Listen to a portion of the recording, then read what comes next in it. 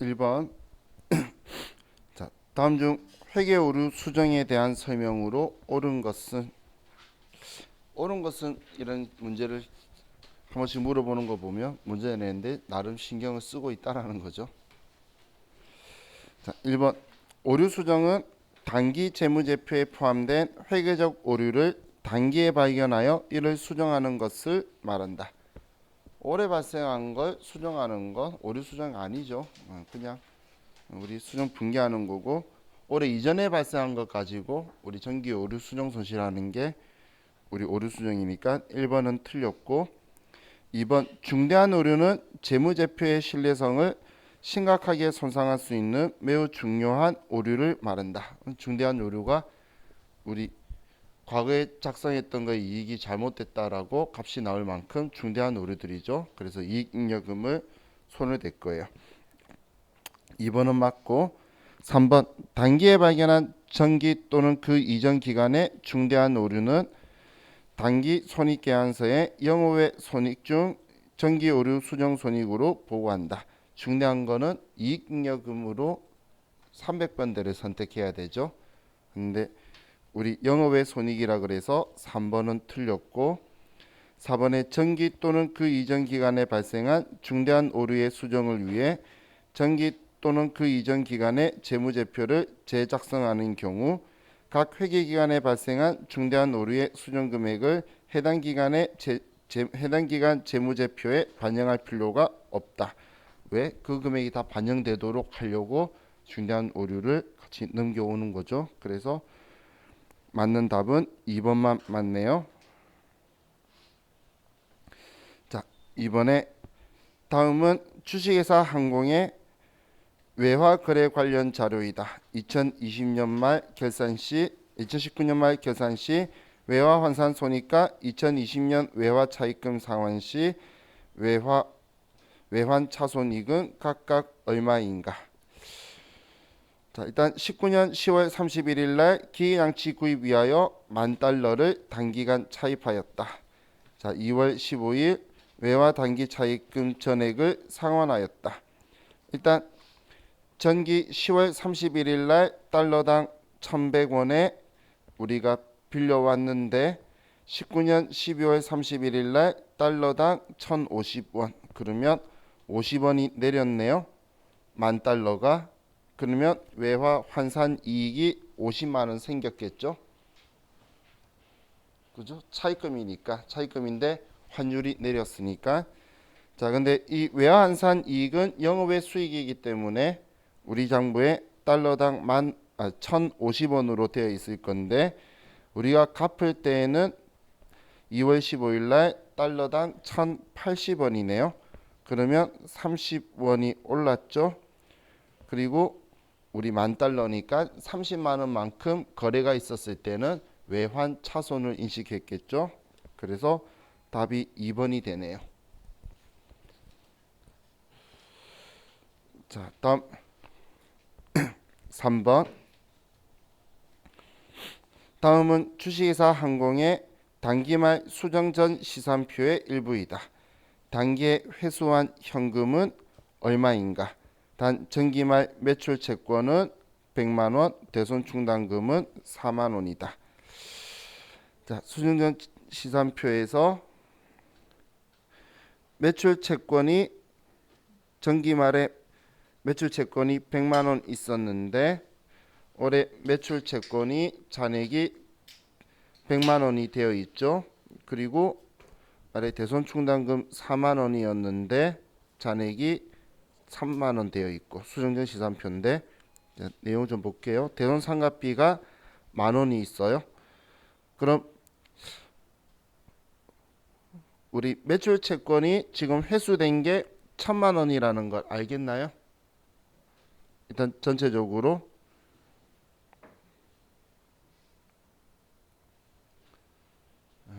우리 대면에 매출 채권이 합계가 온 게 1,000만 원 있고 차면에 1,200만 원 있죠. 그러면 1,000만 원치는 지금 우리가 회수한 게 있는 거죠. 대면에 매출 채권 계정 과목 쓴 거니까 1,000만 원 회수했는데, 자, 대손 충당금, 대손 상각비 사용하는 건 차변이죠. 차변에 4만 원하고 만 원이 있네요. 그죠?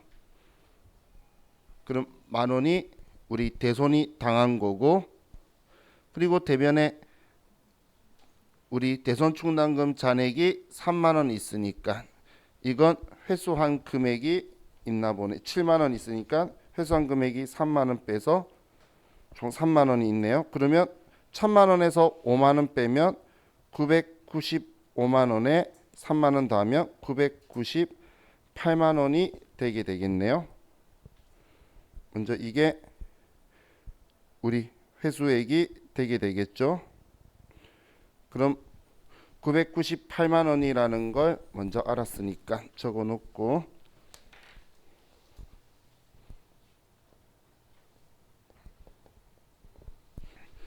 자, 다음 매출 채권에서 단기 대손이 확정된 게, 잠시만요. 4만 원, 만 원, 5만 원이니까 물어본 게 회수한 금액을 물어봤구나. 그럼 제가 답을 적어버렸네요. 그럼 답이 998만 원이죠.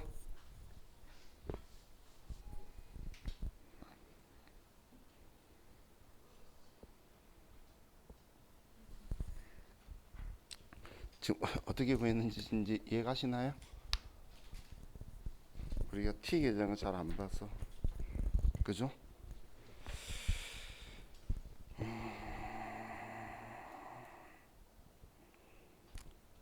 이렇게 생각하시면 돼요. 우리 계정 과목이 지금 합계된 잔에 합계 있는 쪽이 있죠.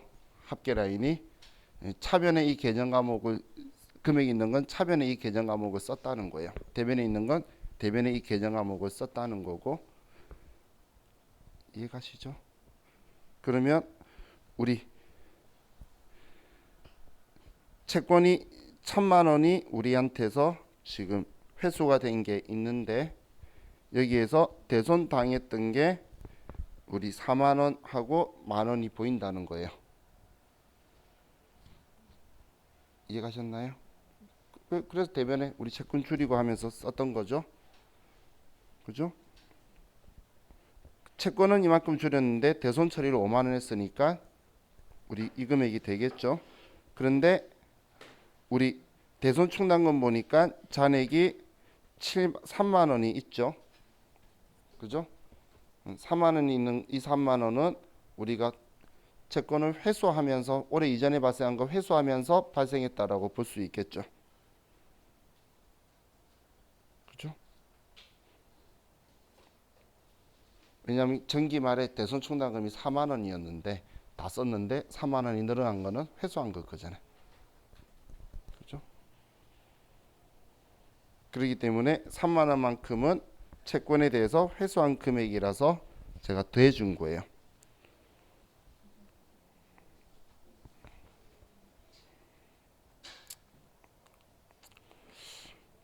그래요. 우리가 T 계정을 안 보니까 느낌이 별로 잘 안 생기실 것 같아요. 그냥 우리 다음 문제로 봅시다.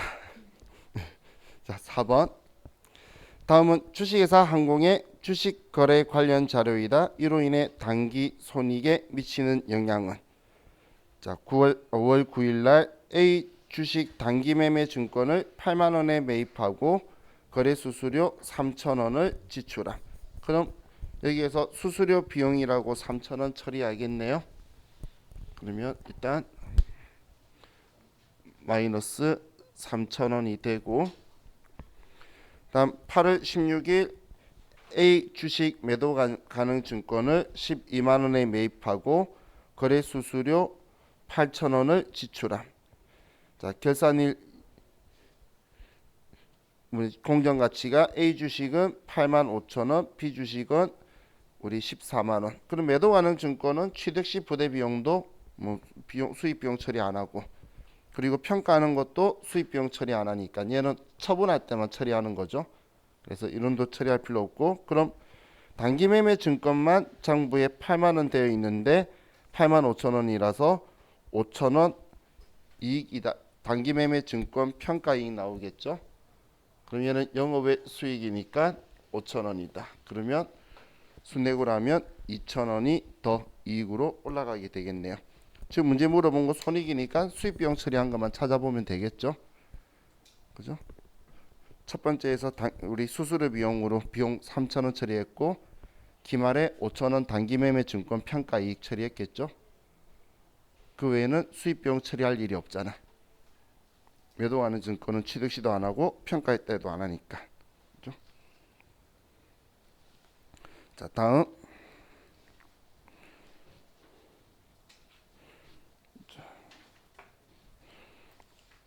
5번 주식회사 항공은 다음과 같이 사채를 발행하였다. 이에 대한 올바른 회계 처리는 사채 1자당 액면금액 만원을 9,500원에 발행하였다.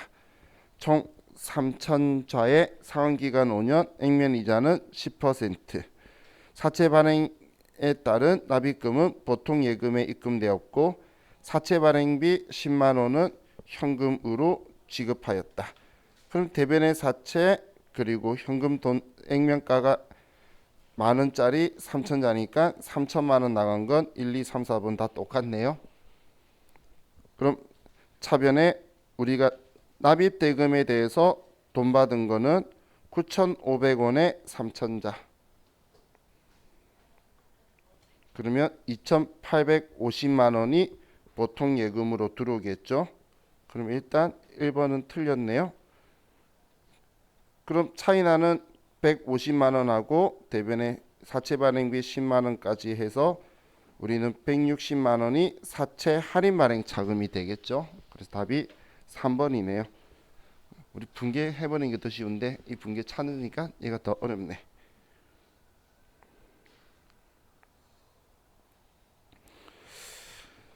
자, 6번.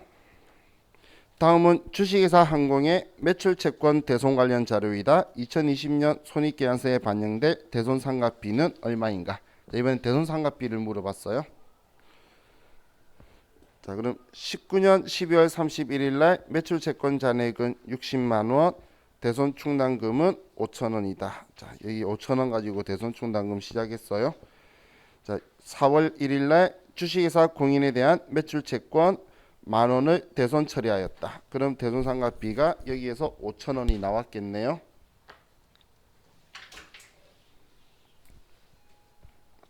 5,000원 나왔고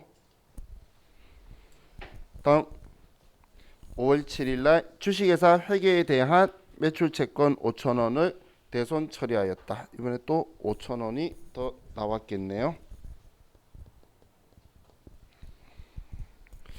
다음 7월 9일 주식회사 한국에 대하여 전기에 대손 처리하였던 금액 중 4,000원을 현금으로 회수하였다. 그럼 이게 대손 충당금 잔액이 4,000원이고 근데 12월 31일 날 현재 50만 원의 매출 채권 중 1%를 회수 불가능한 금액으로 추정하였다. 그럼 5,000원 설정할 건데 잔액이 4,000원 있으니까 1,000원 더 대손상각비로 보충하겠네요. 그래서 대손상각비라고 처리하는 건 11,000원이 되겠네요. 그래서 답이 3번이 되죠.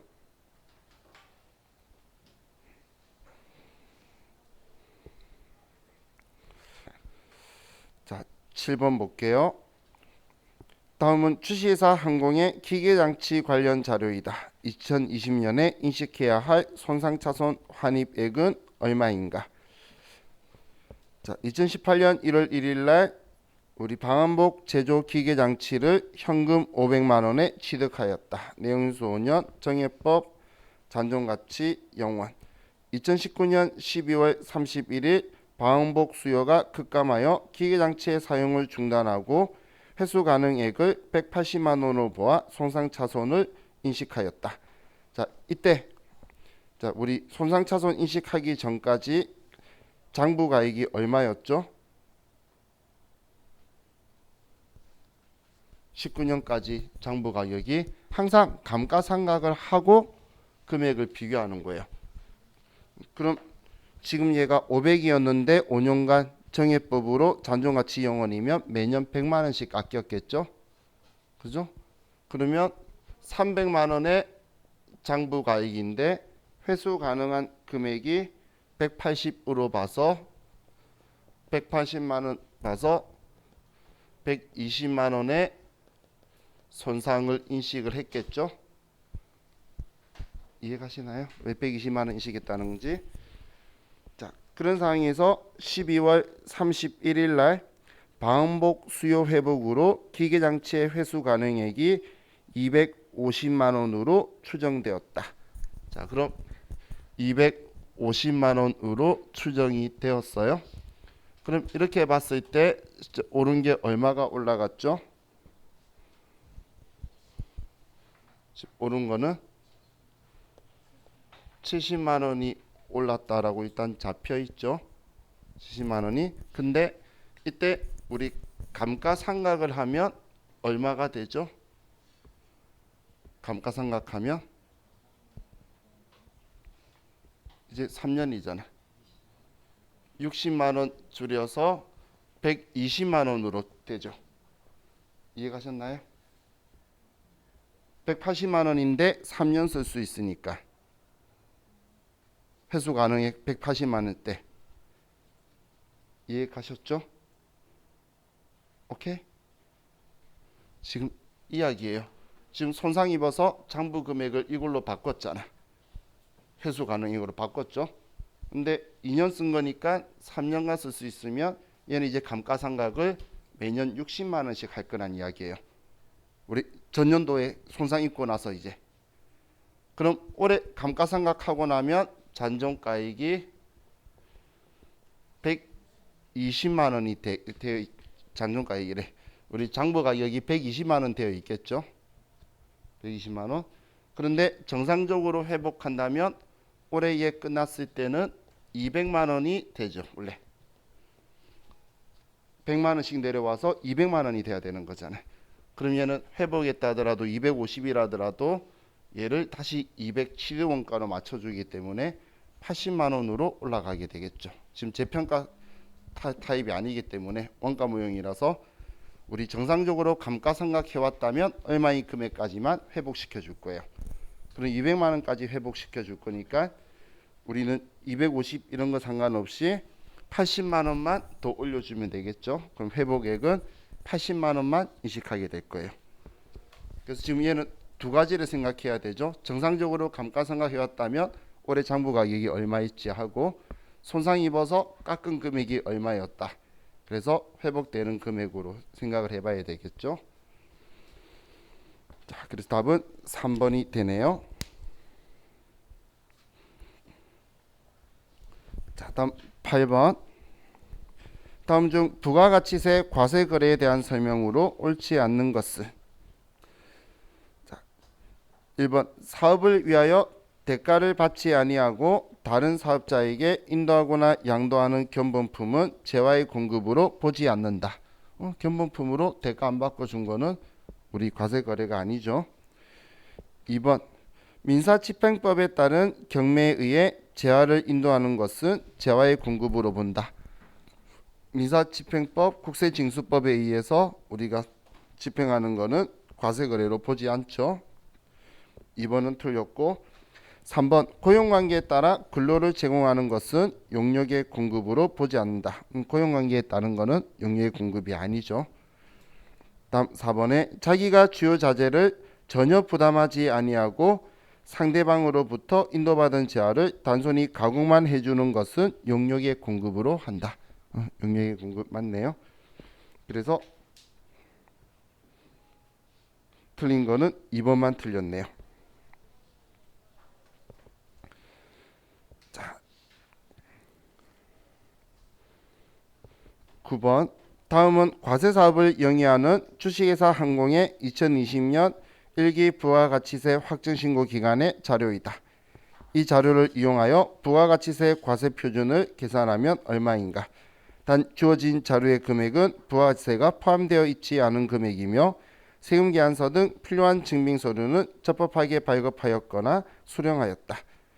자, 첫 번째 가의 제품 외상 판매 얘는 당연히 과세 표준에 들어가겠죠. 1,000만 원.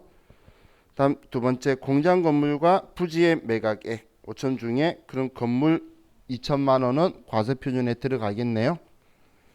다음 주택과 이에 부수되는 토지의 임대 용료. 주택의 임대는 면세. 그럼 앞마당 부수 토지도 면세니까 다는 해당 사항 아니고, 외상매출금 회수 지연에 따른 연체이자. 연체이자는 과세 표준에 포함하지 않는 거죠. 그래서 그럼 우리 1,000만 원하고 건물 2천만 원만 합쳐서 3천만 원이네요. 답은 1번. 자, 다음 10번. 다음 자료를 이용하여 거주자 김한공 씨의 2020년도 종합과세되는 금융소득 금액을 계산하면 얼마인가? 단 아래 금액은 원천징수 하기 전의 금액이며 원천징수는 적법하게 이루어졌다. 자, 이번엔 종합과세 대상을 이야기했어요. 일단 국내은행 정기예금 이자는 이제 다 합쳐봐야 되니까 200만 원은 일단 과세 대상 들어와 있고, 타인에게 금전을 대여하고 받은 이자, 이것도 비영업 대금의 이익이니까 이자 소득으로 일단 포함시킬 거고, 주권 상장 법인으로부터 받은 현금 배당, 자 이것도 우리 900만 원이 있네요. 그죠? 그러면 자, 얘도 배당으로 우리가 쓸 거고, 집합투자기구로부터의 이익 400만 원이죠. 자, 그럼 우리 법인으로부터 받은 배당에서 집합투자기구하고 주권 상장부터 이 두 개 다라는 배당 소득이죠. 그죠? 자, 배당 소득이면 자, 이거에 대해서 이 문제는 오버했어. 그로스업을 계산을 해야 되는데, 그로스업을 시키려면 이거에 11%를 그로스업 할 거예요. 11%를. 그럼 900하고 400 하면 1300이죠. 그럼 1300에 11% 하면 얼마죠?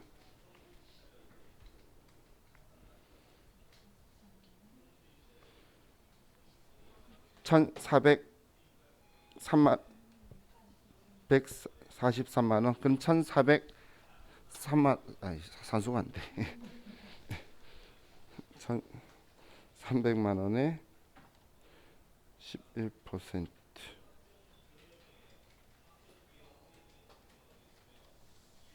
그럼 1,443만 원 하고, 그리고 잠시만요. 이 금액하고 비교해야 되는데 한 개가 생각이 안 나요, 제가.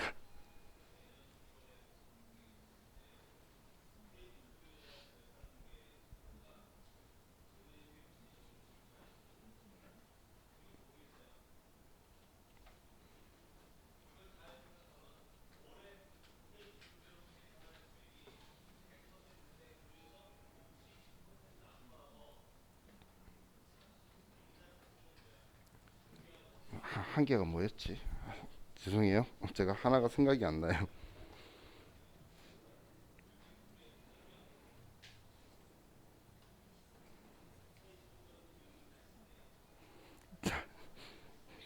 이 부분은 제가 조금 이따가 생각이 나면 다시 설명드릴게요. 두 개를 비교해 가지고 낮은 거로 계산할 거예요. 근데 어떻게든 계산을 하면 지금 전부 다 2천만 원은 넘어가서 종합과세 대상이 될 거예요. 그것 때문에 지금 이 부분을 해결을 해야지 합쳐져 가지고 계산이 나올 거예요. 제가 잠시 후에 생각나면 다시 말씀드릴게요. 자, 11번 문제를 봅시다.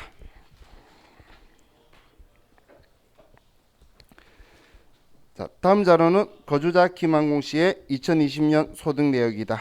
이 자료를 이용하여 김한공 씨의 2020년도 종합소득 금액을 계산하면 얼마인가? 실제 소요된 필요 경비는 확인되지 않은 것으로 가정한다. 자, 그럼 첫 번째에 연금 소득이 있고, 지금 물어본 거는 종합소득 금액을 물어봤어요.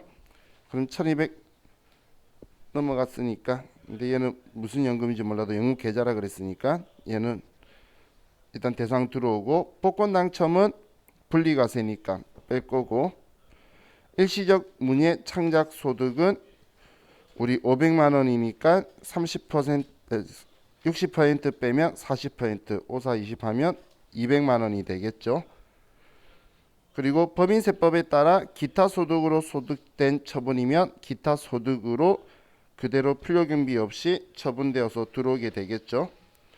그럼 지금 종합소득 금액으로 들어올 게 가의 연금소득 1,500 하고 다의 일시적 문예창작소득 기타소득으로 200만 원 하고, 그리고 기타소득으로 인정 기타소득 된 거 200만 원 하고, 걔네들 다 합치면 1,900만 원이 되겠네요. 그래서 답이 2번이 되네요.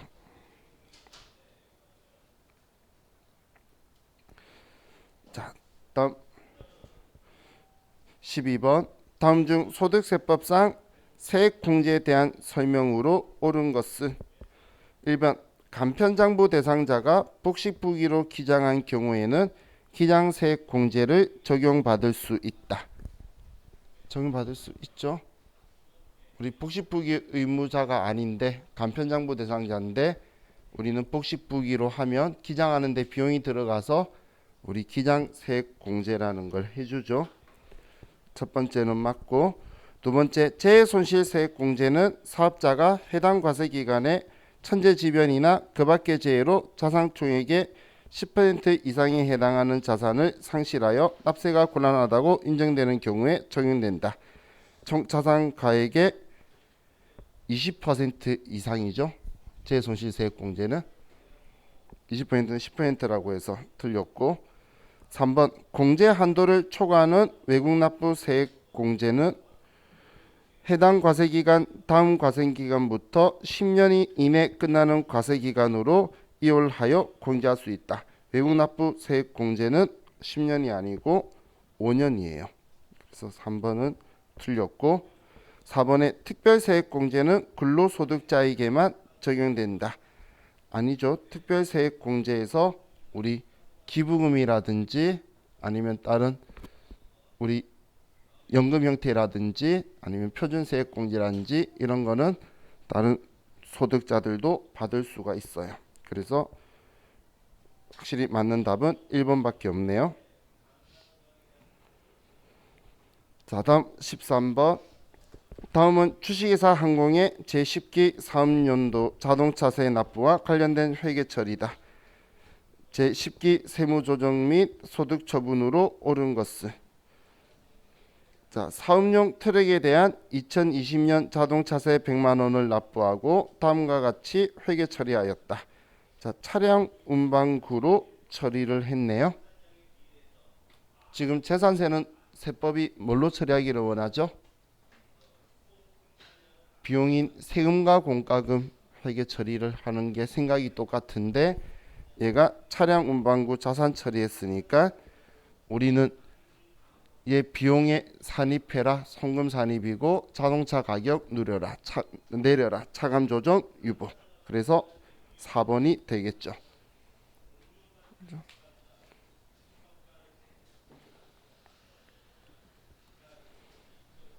다음 14번.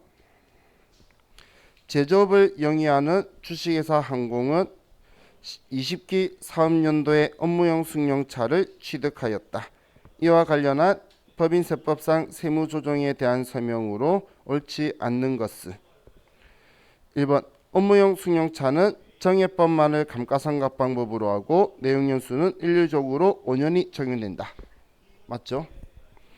2번 업무용 승용차의 감가상각비를 세법상 상각 범위액보다 과소 계상하는 경우 세무조정이 불필요하다. 업무용 승용차는 신고 조정한다라고 했죠. 그죠? 그래서 2번은 틀렸고, 3번 업무용 승용차의 감가상각비 중 업무에 사용한 금액은 800만 원 한도로 송금 산입한다. 자, 우리 업무용 승용차에서 우리가 사용했던 거는 사실 전체 얘는 800만 원인데 감가상각비 포함해 가지고는 총 한도가 1,500으로 바뀌게 돼요. 자, 그리고 4번에 업무용 승용차를 업무 전용 자동차 보험에 가입한 경우 운행 기록 등 작성 비치가 없다 하더라도 1,500만 원 이내의 업무용 승용차 관련 비용은 송금으로 인정한다. 송금하니까 맞네요. 그래서 틀린 거는 2번이 틀렸고, 자 15번 다음 중 법인세법상 중간 예납에 대한 설명으로 옳은 것은, 자 1번 법인세 중간 예납은 직전 3년도 납부액의 50%를 중간 예납세액으로 납부하며 직전 3년도에 납부세액이 없는 경우에 우리 중간 예납 의무가 면제된다. 자, 우리 직전 연도 납부세액이 없으면 올해 걸로 우리가 계산을 해서 대략적으로 해서 너가 얼마 납부가 나야 되겠다고 계산을 해줄 거예요. 그걸 가결산이라고 해요. 지금 이 가결산은 나중에 여러분들이 세무사 사무실에 가면 올해 그 결손이 나는 법인들이 있어요. 결손이 나면 그 다음 연도에 중간 연합세액분이 안 나오겠죠. 그러면 중간쯤에 가계산하고 있을 거예요. 올해 거까지 계산하면서 올려주는 가계산할 때 그때 우리가 보게 될 거예요. 그런데 얘는 면제된다라고 해서 틀렸죠. 2번 중간 연합세액이 1천만 원을 초과하는 경우에 분납 기한이 지난 날로부터 3개월 이내에 분납할 수 있다. 분납은 우리 다음 달 1개월이에요. 중소기업만 한 달 더해서 2개월이고. 그래서 2번 틀렸고, 3번 법인은 중간 연합 기간이 지난 달로부터 2개월 이내에 중간 연합을 납부해야 된다. 우리 절반인 6월 말일로부터 2달 이내인 8월 31일까지 중간 연합세액을 납부해야 되니까 3번은 맞네요. 자, 4번에 합병으로 신설된 법인의 경우 최초 3년도에 한하여 중간 연합 의무가 없다. 합병을 하게 되면은 그때는 과거 것까지 해서 중간 연합을 시키거나 아니면 가결산을 시킬 거예요. 그래서 우리 4번도 틀렸고 맞는 답은 3번만 맞네요.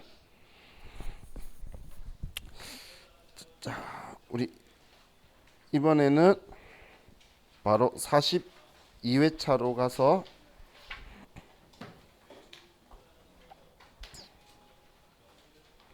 이론 문제를 또 바로 볼게요.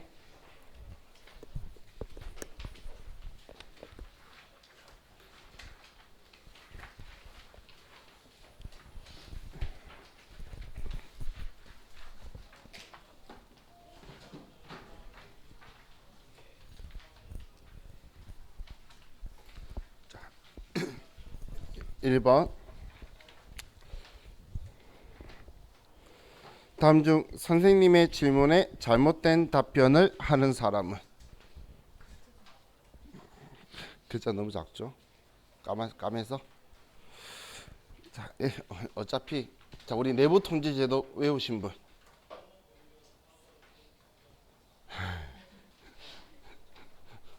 어쩌다 한 번씩 나온다고 하는데 우리 AT에서 내부 통제제도 하죠. 근데 잘 안 나오니까 저도 있는 글자 그대로 외우셔야 되기 때문에. 근데 우리 AT 책에도 내부 통제 제도 내용이 있어요. 그래서 이렇게 나오는 문제를 맞추고 싶으면 한번 읽고 외우시면 돼요. 자, 일단 내용부터 보면 선생님이 회사의 내부 통제 제도에 대해서 말해 볼까요? 이게 질문이야? 시킨 거지. 그죠? 자, 그럼 4번 첫 번째 성우는 내부 통제 제도는 운영 재무 보고 법규 준수 목적 달성을 위한 일련의 과정입니다. 맞는 이야기죠. 우리 회사가 자체적으로 내부적으로 우리가 그 재무회계든 관리회계든 해서 회계 감사 받는 거하고 서로 대조 비교해 보는 거예요. 선화는 내부 통제 제도는 통제 환경, 위험 평가, 통제 활동, 정보 및 의사소통, 모니터링으로 구성됩니다. 맞아요. 이건 제가 뭐 설명할 수 없는 게 내부 통제 제도의 항목이에요. 쫙 열거돼 있는 거. 제가 그래서 그거 다 외워야 된다고 이야기를 한 번씩 하는 거예요. 자, 나의 내부 통제 제도는 조직의 이사회, 경영진 및 여타 구성원에 의해 지속적으로 실행됩니다. 계속적으로 해야 되고, 다음 잘 설계된 내부 통제 제도는 모든 위험을 완벽하게 통제할 수 있습니다. 아마 몰라도 모든 위험을 완벽하게 통제할 수 있다면 그냥 회계 기준이 강제성 있게 시켜야지. 그죠? 걔는 말이 안 되는 이야기죠. 자, 여러분들 그래도 혹시 이 문제에 대해서 공부하시고 싶으시면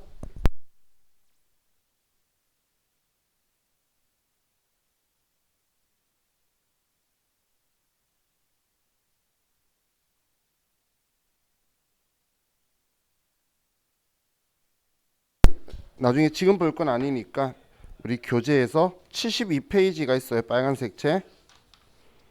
72, 73, 74, 75, 76, 77 이렇게 쭉 있는데 여기 내용을 보시면 내부 통제 제도하고 내부 회계 관리 제도에 대해서 적혀 있어요.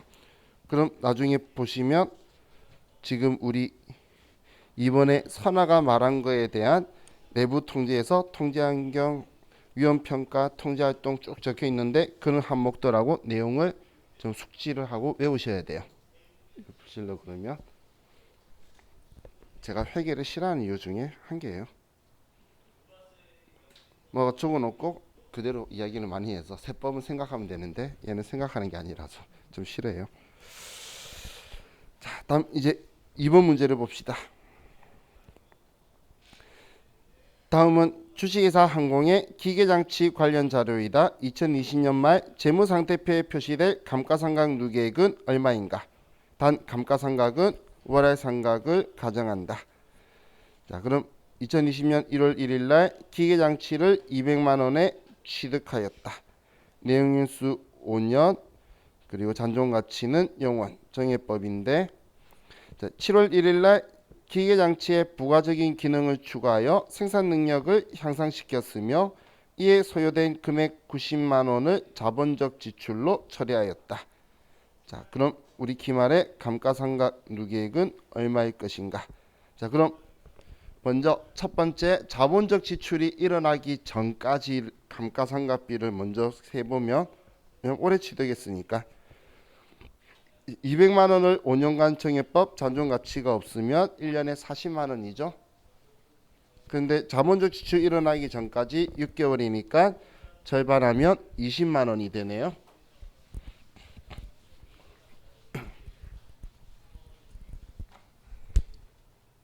이때까지 20만 원이죠.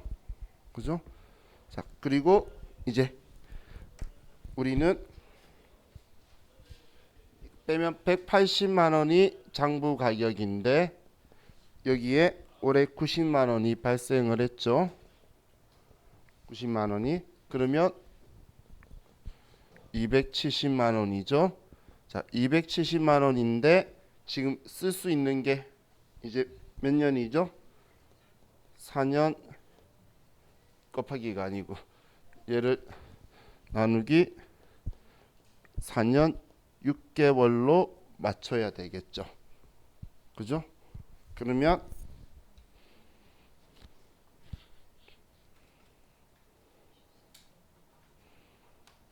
얘는 30만 원이 나오죠. 어떻게 30만 원 나왔는지 이해가시나요? 6개월이 8번, 한 번 9. 그럼 30만 원이니까 1월부터 6월까지 한 거, 얘 한 거.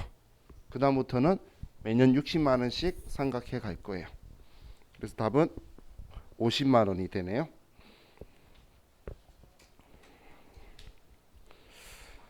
자, 다음 3번.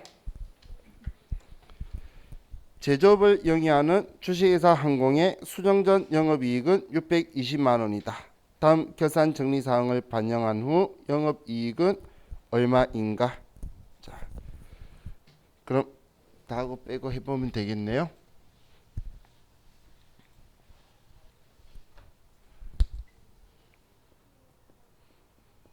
자, 수정전 이익이 620이고, 자, 미지급 임차료 110만 원에 대한 회계 처리를 누락하였다. 그럼 임차료니까 비용 처리하면 이익이 110만 원 줄어들겠죠. 빼기 110만 원이 줄어들게 될 거고, 다음 미지급 급여 20만 원에 대한 회계 처리를 누락하였다. 그럼 이것도 회계 처리하면 급여 비용이 늘어나니까 이익이 20만 원 줄어들겠네요. 다음 보험료 선급분 30만 원을 전액 보험료로 처리하였다. 그럼 우리는 이 금액만큼 보험료 취소하게 되면 비용이 줄어드니까 이익이 늘어나게 되겠죠. 그러면 플러스 30만 원. 다음 이자 선수분 10만 원을 전액 이자 수익으로 처리하였다. 자, 그럼 이자 수익을 우리는 빼줘야 되겠죠. 그죠? 아, 죄송해요. 뺄 필요가 없네. 왜냐면 영업이익을 물어봤으니까 영업의 수익이다. 이자 수익은. 그죠? 그러면 여기까지만 하면 얼마가 되죠?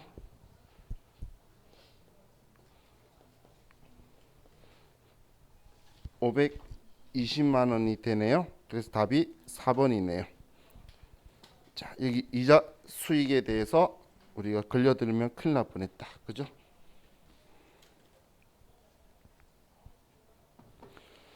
자, 다음 4번에 주식회사 항공은 정부 지원금 50만 원을 보통 예금으로 수령하고 기계장치를 구입하였다. 이에 대한 회계 처리가 다음과 같을 때 2020년 말에 계상될 감가상각 누계액은 얼마인가?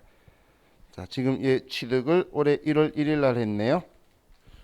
그리고 5년 정해법 잔존 가치가 없대요. 그럼 감가상각 누계액은 얼마죠? 감가상각 누계액은 딴 거 신경 안 써도 되잖아. 우리 기계장치는 100만 원 적혀 있을 거니까 얘에 5년간 나눠버리면 20만 원이죠. 그럼 감가상각 누계액은 20만 원이겠지. 감가상각비가 비율만큼 반 줄어드는 거지. 누계액은 그대로죠. 답은 3번 20만 원이고, 5번 다음 중 재무상태표에 계상된 현금 및 현금성 자산은 얼마인가? 자, 먼저 외화예금. 자, 외화예금은 현금 및 현금성 자산이니까 환산 전, 환산 후. 그럼 환산한 우리 돈이 11만 원이네요. 자, 11만 원이고, 배당금 지급 통지표. 이건 뭐죠? 현금이죠. 그래서 얘는 현금으로 만 원 처리할 거고, 당좌예금의 A은행 잔액이 8,500원, B은행 잔액이 마이너스 5,000원. 자, 그럼 여기에 8,500원이 있고 B은행 잔액이 마이너스 5,000원 있으면 은행이 서로 같은 은행이 아니죠. 그죠? 그럼 A은행의 잔액은 뭐라고 적혀 있죠? 당좌예금 8,500. 근데 B은행은 단기 차입금으로 장부에 적혀 있을 거잖아요. 우리 장부에는 마이너스로 안 써놓고 단기 차입금 적혀 있을 거니까, 그럼 A은행 것만 8,500원이 당좌예금으로 그대로 적혀 있겠죠. 순액이 안 돼 있다는 이야기예요. 그러면 11만 원, 만 원, 8,500원. 그러면 12만 8,500원. 그래서 답이 4번 되겠네요.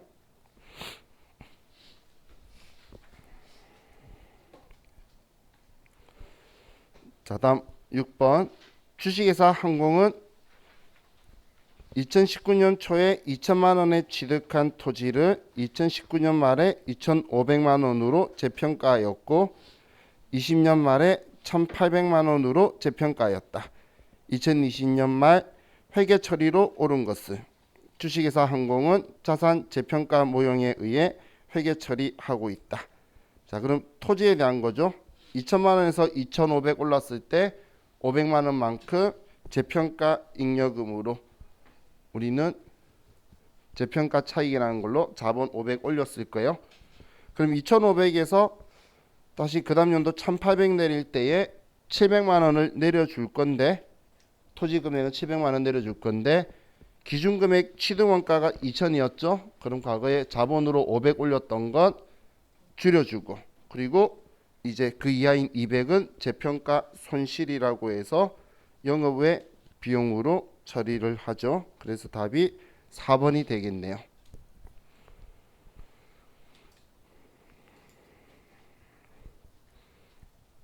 자, 다음 7번. 다음은 주식회사 항공의 주식거래 관련 자료이다. 2020년도 결산 시 재무상태표에 계상될 매도하는 증권 평가손익은 얼마인가? 자, 3월 25일 날 전기 100주를 주당 만원의 현금 취득했고, 그리고 전기에는 11,000원으로 올랐고 단기에는 7,000원으로 내렸네요. 그럼 우리 장부에 남아있는 건 항상 우리는 취득원가하고 차이 3,000원씩 100주면 30만원 손해봤다고 3번에 남아있겠지. 그죠? 뭐 40만원 내렸다 하더라도 10만원은 전기의 평가이익했던 거 지우는 걸 거니까. 그죠? 매도하는 증권은 항상 취득원가하고 비교하시면 그냥 금방 답이 나오죠. 자, 다음 8번. 다음 중 부가가치세법상 용역의 공급에 대한 설명으로 옳지 않는 것은? 자, 1번. 사업자가 전답이나 가수원을 임대하는 것은 우리 용역의 공급으로 본다.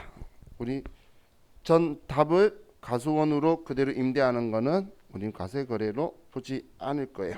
그래서 1번은 틀렸고, 2번. 사업자가 타인에게 건설 용역을 무상으로 공급하는 것은 용역의 공급으로 보지 않는다. 자, 용역의 공급은 원칙적으로 용역의 무상 공급은 과세 거래가 아니죠. 특수관계인에게 사업용 부동산의 무상 임대만 시가로 우리가 공급으로 보니까 무상으로 하니까 과세 거래가 보지 않는 데서 맞고, 3번에 사업자가 특수관계인에게 사업용 부동산 임대 용역을 무상으로 공급하는 것은 용역의 공급으로 본다. 방금 이야기했던 거죠. 다음, 자기가 주요 자재를 전혀 부담하지 아니하고 상대방으로부터 인도받은 재화를 단순히 가공만 해주는 것은 용역의 공급으로 본다. 맞죠? 주요 자재를 부담 안 하면, 전혀 안 하면 용역의 공급, 전부나 일부를 부담하면 재화의 공급이니까. 그래서 틀린 거는 1번만 틀렸네요. 자, 다음 9번. 다음 자료를 이용하여 주식회사 항공의 2020년 2기 예정 신고 시 부가가치세 과세 표준을 계산하면 얼마인가? 단 주어진 자료는 부가가치세가 포함되지 아니하였다. 자, 첫 번째 매출액이 2천만 원 있는데 괄호에 매출 할인액이 100만 원이 차감되지 않았대요. 매출 할인이나 애누리는 우리 과세 표준에서 빼는 금액이죠. 그래서 100만 원 빼주고, 다음 거래처의 접대 목적으로 무상 공급했대요. 자, 그리고 아래 뭐 재화 매입 시 매입세액이 공제됐고 시가가 120이고 원가가 100만 원인가 봐요. 그럼 우린 간주 공급이니까 사업상 증여는 시가로, 매입세액 공제됐다는 건 간주 공급을 더 강조를 해준 거죠. 그럼 120만 원이고, 나의 지방자치단체에 무상으로 공급한 재화의 시가, 지방자치단체에 무상으로 공급한 거는 과세거래로 보지 않죠. 그럼 얘 빼면 지금 그리고 나를 빼먹었네. 거래처로부터 받은 판매장려금. 자, 이건 판매장려금은 주는 사람이 공제 안 하는 거지, 받는, 지금 얘는 받은 판매장려금 적혀 있죠. 그죠? 자, 그럼 얘는 우리 포함하지 않고, 그럼 금액이 2천에서 100만 원 빼고, 그리고 방금 간주 공급 120만 원 더하면 금액이 2,020만 원이 되겠네요. 그래서 답이 2번이네요. 자, 다음 10번. 다음은 거주자 김항공 씨의 2020년도 소득 내역이다. 종합소득 금액을 계산하면 얼마인가? 다음 소득 이외에 다른 소득은 없다. 자, 종합소득 금액 계산하는 거예요. 가의 근로소득 금액, 일용 근로소득 아니니까 5천만 원 하고, 퇴직소득 금액. 자, 퇴직소득은 종합소득에 들어오는 게 아니죠. 종합소득은 2배 사근 연기 그것만. 자, 거주하고 있던 고가 주택의 처분에 따른 양도소득 금액. 우리 퇴직소득, 양도소득은 분류과세니까 종합소득에 들어오는 거 아니죠. 이 두 개는 빼고. 출자 공동사업자의 배당소득, 얘는 종합소득에 들어오겠네요. 그래서 5,500만 원이네요.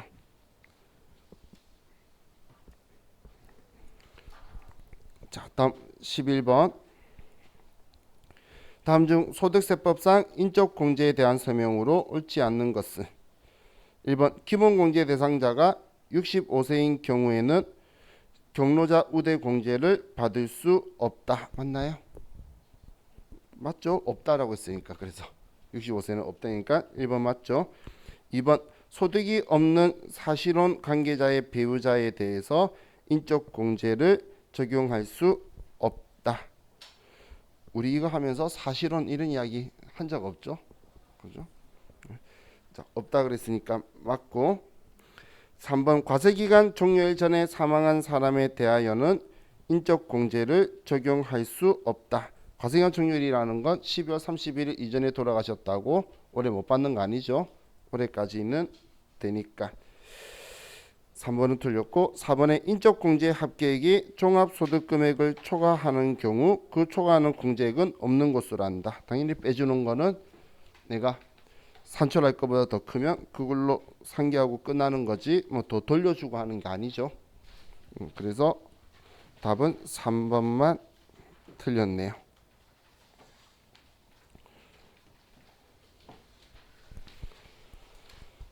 자, 다음 12번. 다음 중 소득세법상 종합소득 확정신고 및 납부에 대한 설명으로 옳은 것은 1번 사업소득이 결손이거나 과세표준이 0인 경우 신고 의무가 면제된다. 결손이라 하더라도 우리는 전부 다 신고를 해야 되죠. 손해봤습니다, 본전입니다 말해야 되지. 신고 안 하면 바로 잡아주러 와야 되는 그런 상황이 생기겠죠. 그래서 1번은 틀렸고 2번 연말정산 대상 근로소득과 일용 근로소득만 있는 경우 확정신고를 하지 않아도 된다. 맞는 이야기죠. 종합소득 확정신고 5월 달에 하는 거예요.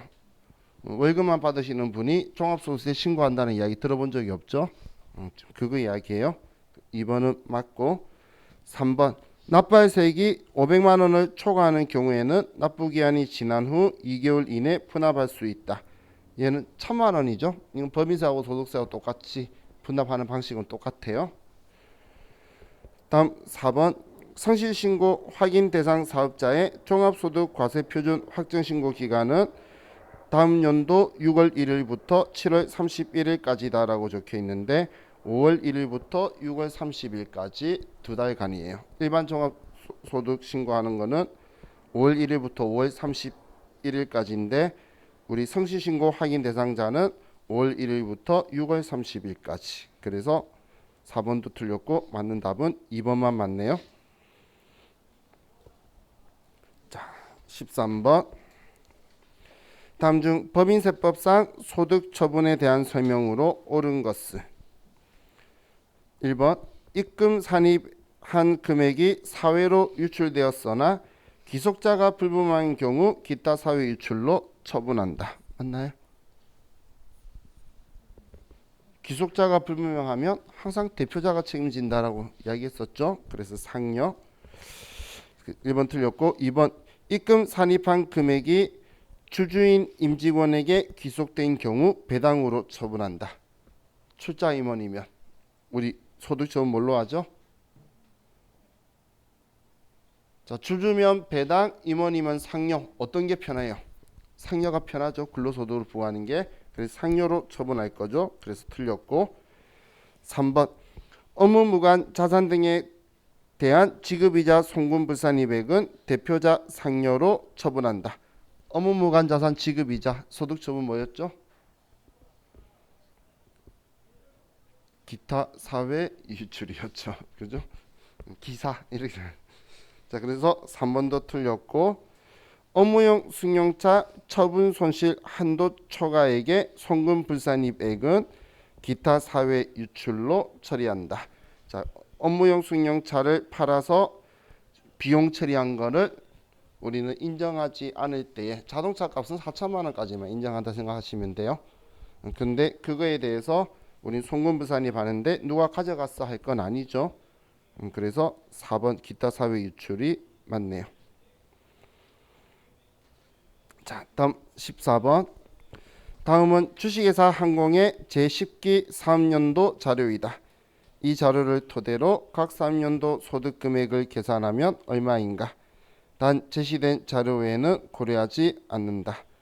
자, 손익계산서상의 당기순이익이 1억인데 법인세 비용 가산 조정할 거고, 접대비는 송금 한도액이 4천인데 5천이면 1천만 원 한도 초과 가산 조정할 거고, 감가상각비는 송금 한도가 7천인데 우리 6천만 원이니까 얘는 뭐 한도 이내에 있으니까 아무런 손댈 거 없죠.